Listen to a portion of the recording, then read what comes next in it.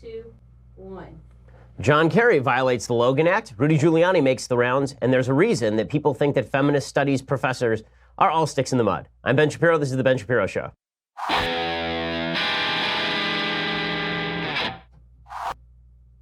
We have a lot to get to today, but before we get to any of it, a lot happened over the weekend. First, I want to say thanks to our sponsors over at Ring. So, our sponsors over at Ring, they're the video doorbell company. They allow you to see and speak to anyone when they come to your door. Well, now they've sent us some actual footage of Ring busting crooks in the acts. Here's a creeper. It's nighttime, and a woman catches a strange dude standing at her door, and here's what it looked like. We're in the middle of dinner. Can I help you? Yes, how are you? Good. How are you? Good. I haven't seen you in a while. I don't know who you are. I'm Justin. I don't know you, Justin. I met you a long time ago when I was younger. No, I'm sorry. You're in the wrong place. Okay. Much love and God bless for both gods.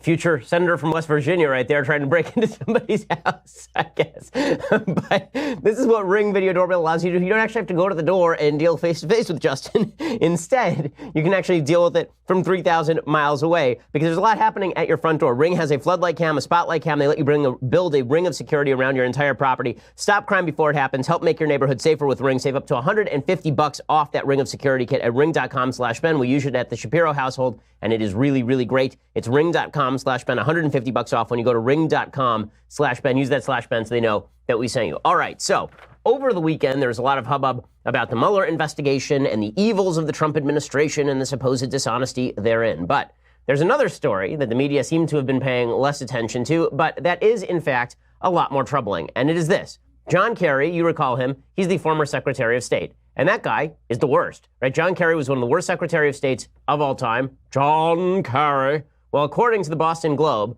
he has now been traveling across the world attempting to fix up the Iran deal. Like, really, he's not the Secretary of State anymore. He's just a guy. And he's going around the world. He's going to Tehran. He's going to France. And he's trying to move behind the back of the Trump administration in order to broker some sort of resistance to Donald Trump. So here's the Boston Globe. Quote, John Kerry's bid to save one of his most significant accomplishments as Secretary of State took him to New York on a Sunday afternoon 2 weeks ago, where more than a year after he left office, he engaged in some unusual shadow diplomacy with a top-ranking Iranian official. Now, just before I go any further, let's recall something. You remember Mike Flynn? Mike Flynn was the former national security advisor. And you remember that Mike Flynn got in all sorts of trouble because he lied to the FBI about the fact that he had been calling up the Russians after the election, and just as before he was supposed to take his official role as national security advisor, he'd been calling up the Russian ambassador and having conversations about sanctions with regard to Israel.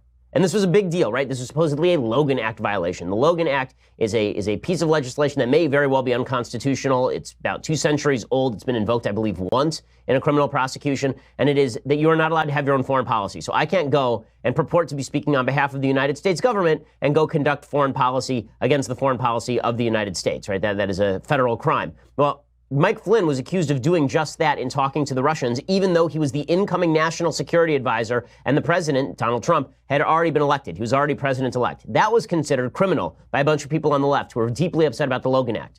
Here you have an actual former Secretary of State who is not in any way connected with the current government of the United States going around and attempting to perform his own foreign policy on foreign soil as well as domestic soil. He sat down at the United Nations with Foreign Minister Javad Zarif, who's the foreign minister of Iran, to discuss ways of preserving the pact limiting Iran's nuclear weapons program. It was the second time in about 2 months the two had met to strategize over salvaging a deal they spent years negotiating during the Obama administration, according to a person briefed on the meetings. With the Iran deal facing its gravest threat since it was signed in 2015, Kerry has been on an aggressive yet stealthy mission to preserve it, using his deep lists of contacts gleaned during his time as the top U.S. diplomat to try to apply pressure on the Trump administration from the outside. Trump is now firing back, by the way, on Kerry. Kerry met last month with the German President Frank-Walter Steinmeier. He's been on the phone with top EU official Federica Mogherini, according to sources. He's also met with the French President Emmanuel Macron, both in Paris and in New York, apparently discussing issues in both French as well as English. John Kerry. Okay, but this has gone relatively unremarked upon by the mainstream media. Remember, again, Mike Flynn might end up in jail because he supposedly lied about doing something that was completely not illegal. But John Kerry is doing the same thing, except it could very well be illegal, and that is not a big deal at all. So Donald Trump has responded now to John Kerry, and Donald Trump tweeted out, "The United States does not need John Kerry's possible illegal shadow diplomacy on this very badly negotiated Iran deal. He was the one that created this mess in the first place." Totally fair. John Kerry has fired back, quote, "I think every American would want every voice possible urging Iran to remain in compliance with the nuclear agreement that prevented a war. Secretary Kerry, I stay in touch with my former counterparts around the world, just like every previous Secretary of State. Genghis Khan." John Kerry, he continues to suggest that it is his job to do foreign policy. Again, just pointing out the hypocrisy of a left that suggested that Michael Flynn was the world's worst criminal for calling the Russians while he was the incoming national security advisor, but the former Secretary of State can do whatever he wants. Rudy Giuliani made this point on national TV over the weekend. He is, of course, exactly correct. Certainly before April 5th, 2018, the president knew that Michael Cohen had made these payments because he, in fact, had reimbursed Michael Cohen for them. I don't know, and I don't think it's at all relevant anymore. This is another tangent like, chasing the Flynn tangent when it turns out that John Kerry is now violating the Logan Act and nobody seems to care. You haven't asked me about it. Right, and Giuliani is exactly right about this. Nobody's asked him about the Kerry-Logan Act violation, of course. By the way, we're now finding out that the FBI is not interested in investigating the text sent between Carter Page and Peter Strzok and Lisa Page. So there's no interest in investigating the text of the FBI agents who apparently were texting with each other while they were having an affair. Both were married. About Donald Trump and the investigation. No interest in that. But every page of Donald Trump's memoirs has to be dug through. Michael Cohen has to be dug out of the closet. All of his files have to be put before the FBI. Again, if this all turns out to be just a campaign finance thing, this is really egregious overstep by the FBI. If the Mueller investigation turns out to be nothing but a giant fishing expedition, that is going to reflect horribly, not only on the FBI, but also on the DOJ that has allowed this to go forward. Remember, Rod Rosenstein, who was the Deputy Attorney General who appointed Robert Mueller, he has to set the basis for the Mueller investigation. He actually has to set the limits of the Mueller investigation. And the Mueller investigation was originally supposed to be limited to Trump-Russia collusion and all of the elements that were related thereto. But now we're all the way at Michael Cohen and Paul Manafort and all this kind of stuff. Now judges are beginning to look at the scope of the Mueller investigation and they're saying, this has nothing to do with your original investigation. Now, does that mean that Paul Manafort, for example, is off the hook? No, you could have an attorney general in the District of New York suddenly take up the Manafort case. But the question is, what is the scope, the proper scope of the Mueller investigation? And again, when you go back and you read the original Rosenstein memo that was appointing Robert Mueller to the special counsel, it was quite circumscribed. It was not a broad mandate. It was Trump-Russia collusion alone. But now they've gone far beyond that. And that's why, over the weekend, according to Politico, a federal judge has rejected special counsel Robert Mueller's request to delay the first court hearing in a criminal case charging 3 Russian companies and 13 Russian citizens with using social media and other means to foment strife among Americans in advance of the 2016 U.S. presidential election. In a brief order Saturday evening, U.S. District Court Judge Dabney Friedrich offered no explanation for her decision to deny a request prosecutors made Friday to put off a scheduled Wednesday arraignment for Concord Management and Consulting, one of the 3 firms charged in the case. So the 13 people charged in the high-profile indictment in February are considered unlikely to ever appear in a U.S. court, and the judges are looking askance at Mueller's prosecutors. They're saying that Mueller's prosecutors do not have the authority to actually go after anyone on these grounds. The prosecutors wrote that the U.S. government has attempted service of the summons by delivering copies of them to the Office of the Prosecutor General of Russia to be delivered to the defendants. That office, however, declined to accept the summons. The government has submitted service requests to the Russian government pursuant to a mutual legal assistance treaty. Okay, Mueller's team sent a formal copy of the sanctions to all these people, and then they submitted it to the judge, and the judge is not interested. The judge is basically saying that this is a waste of time, that there's no supporting legal authority to any of this. Again, if this all turns out to be a giant wild goose chase, it's the worst. It's one of the worst abuses of power in modern American history, honestly. To run the presidency ragged for a year and a half and bankrupt a bunch of people in the Trump administration over nothing is a pretty astonishing thing. Now, meanwhile, the Michael Cohen investigation, which is not taking place under the auspices of Mueller, is continuing apace. That, of course, was an FBI raid on Michael Cohen's office. Michael Cohen, you'll recall, is the personal attorney of President Trump. And that investigation is being pursued not by Mueller's office, but by the U.S. District Attorney in Southern District of New York. So Rudy, who's Trump's new lawyer, is attempting to go around and explain why Trump didn't do anything illegal. The case he's making for why Trump didn't do anything illegal is he's saying there was no campaign finance implication at all to Trump paying Stormy Daniels $130,000 to shut up. He says basically Trump has a slush fund with Michael Cohen. There are probably payments out of this fund regularly to shut up stories about Donald Trump, which means this had nothing to do with the campaign. So it may be gross, it may be seedy, it may be yucky, but it's not actually a violation of law. That's the case that Rudy was making. You said this was a regular arrangement he had with Michael Cohen. So did Michael Cohen make payments to other women for the president? I have no knowledge of that, but I would think if it was necessary, yes. He made payments for the president, or he conducted business for the president, which means he had legal fees, monies laid out, and expenditures, which I have on my bills to my clients. Okay, so the case that Giuliani is making legally here, people are going crazy over this. Kellyanne Conway saying, I'm not sure why anyone would say what Giuliani is saying. Right, here's Kellyanne Conway trying to move away from Rudy Giuliani, but Giuliani has a legal strategy here, and it does make some sense. I'll explain in a second. I don't know why anyone would say that. I would not characterize it the way the president himself characterized it as not a campaign expenditure. All I can tell you is that as the campaign manager for the winning part of the campaign, this never crossed my desk. I was never made aware of this. Okay, so the case that's being made by Giuliani and sort of here by Kellyanne Conway is that Trump regularly pays off his mistresses. And so if he paid off a mistress right before the election, that was by coincidence because he basically gives a giant chunk of change to Michael Cohen every year. And Michael Cohen basically shuts down any rumors that he's having sex with porn stars. That's Michael Cohen's basic job. That's not completely implausible, but it is not great for the president of the United States to be saying that, except that it's Trump and we all know that he's doing this stuff anyway. No one's really shocked by any of this, and if you are shocked, it's because you haven't watched Donald Trump any time for the last 40 years. I mean, this has been his shtick for a really long time. The real danger to Trump, if he can make this case, then it's not a danger to Trump. The real danger to Trump is only going to be self-imposed, and I'll explain in a second why the only person who can damage Trump in a lot of these legal proceedings is going to be Trump himself. But first, I want to say thanks to our sponsors over at Movement. So you've heard me talk about Movement, and you know those two college dropouts that started their own watch company? They've now sold 2 million watches in 160 countries. And they're revolutionizing fashion on the belief that style should not break the bank. I own 2 Movement watches. I own sunglasses from Movement. My wife owns sunglasses from Movement. They've doubled the number of watch styles lately, but they are still expanding. It's just fantastic. Their Movement watches start at $95. At a department store, you're looking at $400 to $500. And the watches are all really durable. My son beats the crap out of my watch. It looks just the same as it did when it came out of the box.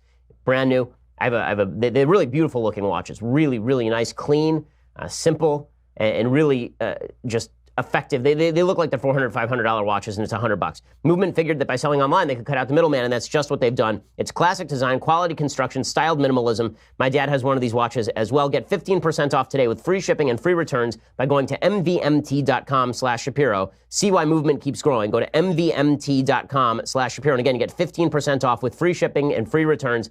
Their watches are just terrific. Go to mvmt.com/Shapiro, and they have more than that. Now they have bracelets, and they also have the sunglasses. So you can basically get everything you need over at mvmt.com/Shapiro to go out looking stylish. mvmt.com/Shapiro. That's Movement. Join the movement. Use that /Shapiro. Let them know that we sent you. Okay, so the only person who can really damage Trump, it seems, if Trump is telling the truth and he had this giant slush fund and he was always paying off mistresses, then the Cohen thing will probably come to nothing. Cohen might be hit with a campaign finance violation, but that's about it. Cohen might be hit for some ancillary violations, but it's not going to damage Trump. Which brings us back to the Mueller investigation. The only thing that could hurt President Trump in the Mueller investigation is if he goes off half-cocked and decides that it would be a very, very smart idea for him to suddenly, for no reason at all, fire Robert Mueller because Mueller's not going anywhere and he's annoying me. I'm going to rip off the Band-Aid and fire him. That would be a huge mistake. And it seems like that might be the way that he is leaning. Right? A lot of his closest allies are now attempting to put restrictions on the Mueller investigation. Again, I think this is a mistake, not because the Mueller investigation is acting properly. I don't know. You don't know. No one knows because we're only hearing leaks. But because it gives the impression that he's trying to hide something, even if he's really just annoyed. Right? Trump fires people when he gets annoyed. He doesn't fire them when they're ineffective. He doesn't fire them when they're bad at their job. He fires them when he personally is annoyed by them. And this is the case with James Comey. Now it's the case with Robert Mueller. But you can see that the groundwork is being set by certain members of the Trump administration to do this. So here's Rudy, Trump's lawyer again, who's saying, if Mueller if he sends a subpoena, if there's a grand jury subpoena for President Trump to testify, Trump does not have to comply. What happens if Robert Mueller subpoenas the president? Will you comply? Well, we don't have to. He's the president of the United States. We can assert the same privileges other presidents have. President Clinton negotiated a deal in which he didn't admit the effectiveness of the subpoena. But he did testify before the grand jury. Is the president willing to do that? but only for 2.5 hours, only with an arranged format. Okay, so Rudy's wrong. Trump will comply with the subpoena if the subpoena comes down, because otherwise he'll be held in contempt of court, presumably. It could create all sorts of legal problems for him. He will go, it will be pre-negotiated, and he will probably testify. But no guarantee there's going to be a subpoena anyway. It's the militant stance that Rudy is taking against Mueller that's really interesting here. You're seeing this also from Devin Nunes. Devin Nunes, of course, is the House Intelligence Committee chairman, and he's saying that he wants to hold Jeff Sessions in contempt, the Attorney General. He's saying the DOJ is stonewalling Congress on a bunch of material. Now, the DOJ does have an obligation to turn over all that material. Congress is an oversight body for the DOJ, and the DOJ does have to turn over these materials. The DOJ is saying, listen, we don't have to turn over confidential materials in the middle of an investigation because that doesn't comply with regulation. Nunes is now saying he wants to hold Sessions in contempt. Now, remember, this is Nunes doing Trump's dirty work. Trump doesn't like Sessions. He's angry at Sessions. He believes Sessions never should have recused himself in the first place. So here's Devin Nunes saying, let's hold Sessions in contempt. Remember, Sessions is Trump's own Attorney General. 2 weeks ago, we sent a letter to Attorney General Jeff Sessions, a classified letter. Per usual, it was ignored, not acknowledged, just completely ignored. So last week we sent a subpoena, and then on Thursday we discovered that they are not going to comply with our subpoena. So what are you going to do about it? Very important information that we need. So what are you going to do? The only thing left that we can do is we have to move quickly to hold the Attorney General of the United States in contempt. Okay. And that's what I'm going to press for. So in just a second, I'm going to show you more evidence that the Trump administration seems to be moving against Mueller and seems to be moving against anyone who would protect Mueller. So, for example, Rudy Giuliani, he comes out yesterday, he says, listen, here's what Trump wants. Trump wants the Hillary Clinton treatment from Robert Mueller. So Hillary Clinton got kid glove treatment from the FBI and the DOJ. That's what Trump wants as well. Again, the implication being that if Mueller doesn't give that sort of treatment, then suddenly he's going to turn around and fire Mueller. I'd rather have the Hillary Clinton treatment. I think President Clinton was before. But I would rather have the Hillary more Clinton. than 2.5 hours. No, he was 2.5 hours in the grand jury.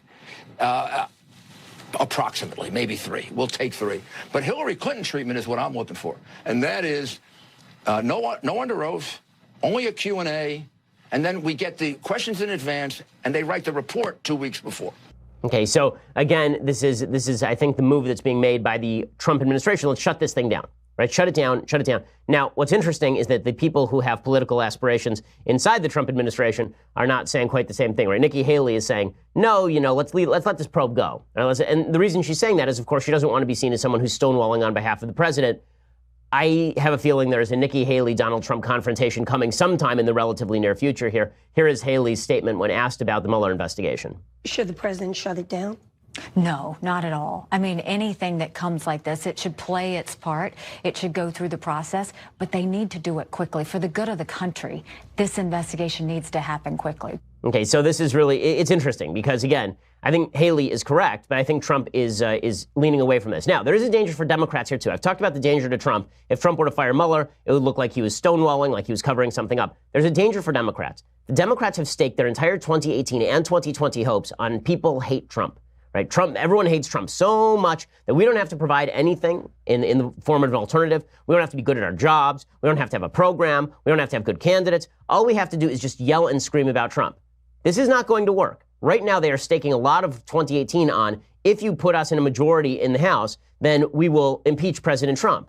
But the polls are not really very much in support of the idea of impeaching President Trump. Most Americans are not thrilled with the idea that there are going to be impeachment hearings and throw Trump out of office on the basis of what? On the basis of nothing right now. Right? Jonathan Karl is right that the best thing that could happen, Jonathan Karl, the reporter from ABC News, he's right. The best thing that could probably happen here for the Republicans is for Democrats to start pushing impeachment on the basis of zero evidence at this point. The Republicans that are running this strategy in terms of from Capitol Hill don't necessarily want that. It's a district by district, state by state effort. Some of those candidates will have to distance themselves from Donald Trump. But the Trump political team believes that you have to make this all about, you have to make this a referendum on impeachment, a referendum on the president. And I think that's exactly right. I mean, I think that if the Democrats push for impeachment, that backfired against Republicans after they tried to impeach Clinton in 1998, 1999. And I think it will backfire against it'll backfire against Democrats if they try it now. Democrats believe this too. Karen Finney is a former spokesperson for Hillary Clinton, and she's admitting that if Democrats try to push for impeachment, it's actually going to be very bad for them. And the Democrats cannot let that happen because I agree with you. That is the way to fire up that base. And Matt, I disagree with you. I mean, part of why the messaging from the Democrats does matter is they've got to try to keep the president's numbers as low as they can and create as much of a wedge for Republicans who are either running for re-election or running in these races. It's part of what we've seen, the challenge that they've had already in these special elections. But this is the problem the Democrats have with their own base. While the politicos understand that you can get your own base revved up with the impeachment talk, most Americans don't like it. The Democratic base only wants to talk impeachment. And Michael Knowles, the execrable Michael Knowles, he actually made a really good point over the weekend. Only time you'll ever hear me say this. Michael Knowles actually came out and he said, listen, Stormy Daniels is the de facto head of the Democratic Party. And that's basically right. They're now using Stormy Daniels as the physical embodiment of the Trump lies argument. And you can see this right on SNL. They featured Stormy Daniels on Saturday night. And she got a big cheer, Stormy Daniels. Why? Because she slept with the president once? And then she reneged on a $130,000 settlement agreement? But listen to the cheers she gets from the crowd when she appears. And then this little segment on SNL turns into, what it really turns into is her stumping for Trump's impeachment and the crowd cheering it along.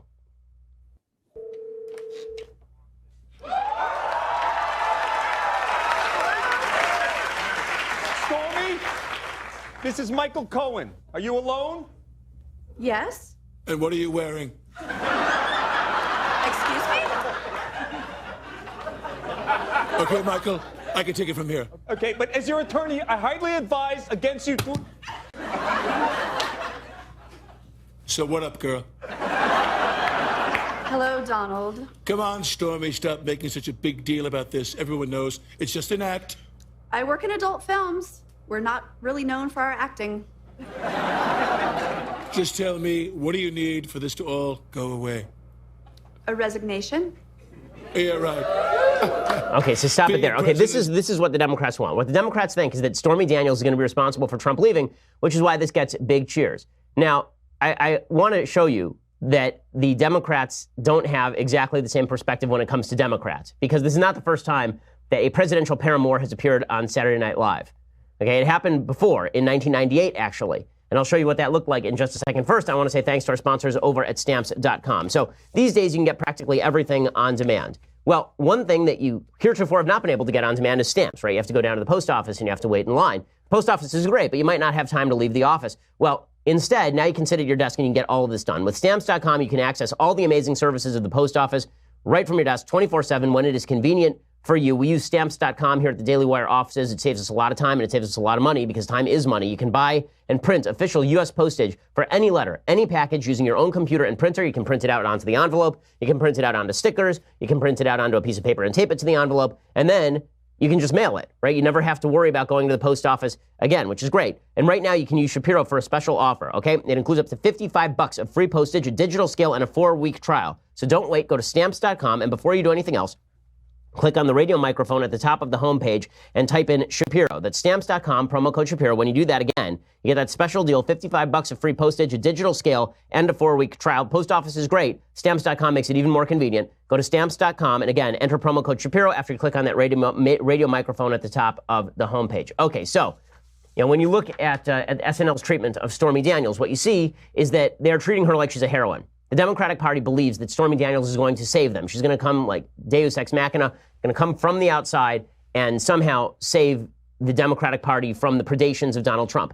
Well, people were pointing out that this is not the first time that a former lover of the President of the United States has appeared on television, on SNL. Particularly Monica Lewinsky did an actual cameo in 1998. But you actually have to see how Monica Lewinsky treats Bill Clinton in this little cameo. It's not about Bill Clinton's resignation anymore. She basically tuts him for being a bit of a sleaze, but that's about it. And there is a difference. There is a difference. Here's what it looked like in 1998 when Monica Lewinsky was on SNL. Will you please welcome my guest, Ms. Monica Lewinsky. Come on, everybody. Yeah. Ooh, yeah. This guy at work is considerably older than me, and also he's my boss. Oh, your boss? Well, Monica, maybe you should answer this one. Well, I'd say it's not a good idea to get involved with people you work with. Believe me. First, people around the office start gossiping, and the next thing you know, your face is all over Arabic newspapers. Yeah, I know that's what happens to me all the time. Okay, so again, it turns into this sort of tut-tutting. Isn't it funny that she had an affair with the President of the United States? But it's not Stormy Daniels demanding a resignation. It isn't resignation porn, it's just porn. And that's basically how the media treated Bill Clinton as opposed to how they treat Donald Trump. This is why the Democratic Party has a problem. If they run on resignation of Donald Trump, they will lose. But the base insists that this is exactly what they run on. Right? This is the only thing that the left cares about right now is Donald Trump. Their entire universe revolves around the giant sun of Donald Trump in the very center. It's an amazing, amazing thing to watch because there's so much else going on. This is why they're now hailing John McCain as a hero. So John McCain is unfortunately dying, and he knows that, right? I mean, he's going to go pretty soon. And he's already planning who he wants at his funeral. So the left is very, very excited because McCain has said he does not want Donald Trump at his funeral. Right? According to NBC News, people close to Senator McCain have told the White House the ailing Arizona Republican does not want Trump to attend his funeral and would like Vice President Mike Pence to come instead, a source close to McCain confirmed to NBC News. He's been battling an aggressive form of brain cancer for nearly a year, and he's back home in Arizona after undergoing surgery last month. And he's been ripping into Trump. He obviously is doing a new HBO documentary in which he's going to criticize Trump. Now, I think that's McCain's prerogative. Listen, if I were McCain, would I want Donald Trump, a guy who said I wasn't a war hero at my funeral? Right? A guy who consistently used me as his foil at my funeral? Probably not, right? And when you're dying, you definitely have to pick who comes to your funeral. So all these people who are like, oh, it's so terrible. How could he rip Trump like that, not wanting him at his funeral? To be fair, Donald Trump was ripping McCain first. But it's the media's response to this that I find truly fascinating. The media are suddenly over the moon about John McCain again because John McCain has been resistant to Trump. Everything for the left revolves around Donald Trump. That is not a good way for you to run a political party. Right? It actually makes your political base nuts. Okay, I think that there's a good case to be made that Barack Obama made the Republican base a little bit crazy. And I think that the same thing is happening to the Democratic base with regard to Donald Trump, except a lot more so. Okay, so meanwhile, I have to tell you a couple of amazing stories. So first, this is you wonder about the extremism of the left. Here's an example of the extremism of the left. So on Sunday, the Chronicle of Higher Education reported on a supremely important development. A male professor made a joke about lingerie in an elevator. And who else was in the elevator? A gender studies professor. So you can predict how this thing was going to go. According to Catherine Mangan, who's the reporter at Chronicle of Higher Education, political theory professor Richard Ned Liebow of King's College was in an elevator with a bunch of other humans, including Professor Simona Sharoni, who teaches women's and gender studies at Merrimack College. So she is a professional useless person. And Sharoni, who clearly had been conditioned to submit to the patriarchy, she offered to hit buttons on the elevator. And that's when Liebow did the unthinkable. He jokingly asked for the women's lingerie department, which has been like a joke since the 1950s, that you get on an elevator with a bunch of people, and then somebody says, which button would you like to hit? And they say lingerie department, just as like a stupid joke. So his buddies, those jerks, those patriarchal jerks, they laughed. How dare they? So what did this lady do? Okay, this women's studies professor complained to the International Studies Association, just as an empowered woman would. She went and she whined to the male bosses of the ISA. She tremblingly wrote, quote, I am still trying to come to terms with the fact that we froze and didn't confront him for making a joke about the women's lingerie department in an elevator. Okay, they launched a full investigation of Liebow. Why?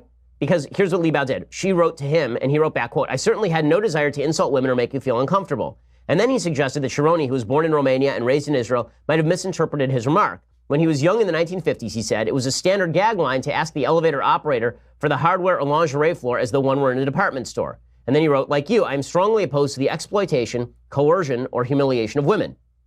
As such evils continue, it seems to me to make sense to direct our attention to real offenses, not those that are imagined or marginal. By making a complaint to ISA that I consider frivolous, and I expect will be judged this way by the Ethics Committee, you may be directing time and effort away from the real offenses that trouble us both. But this was the big problem, right? Why was this a problem? Because he was doubling down. And not only that, he was mansplaining. He mansplained to the gender studies professor. You must never mansplain to a gender studies professor that she's being an idiot. Right? Too bad that she couldn't woman understand, but he had to mansplain it to her, and that was the big problem. Andrew Klavan's line there about woman understanding. According to the association, this was the cruelest cut of all. That Liebow didn't just bow grovelingly before her and say, I wish I had never made that lingerie joke. I know. It was just the same as forced abortions in China. But, I really apologize now. So she says it didn't feel frivolous. Instead, the association said that Liebow, this professor, had to write an unequivocal apology. Liebow said no, because he's not a ridiculous, stupid moron.